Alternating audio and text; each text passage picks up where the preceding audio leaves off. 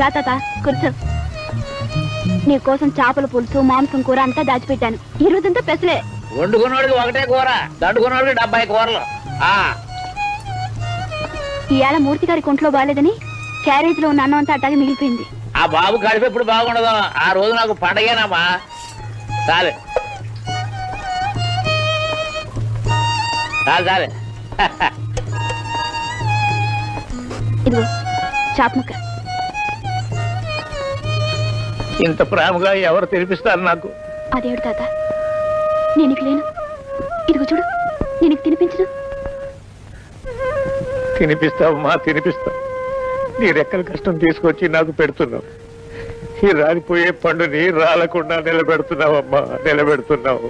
ఇదిగో ఇంకెప్పుడు అలా మాట్లాడకు, నాకు ఏడుపు వస్తుంది. సరే తిను.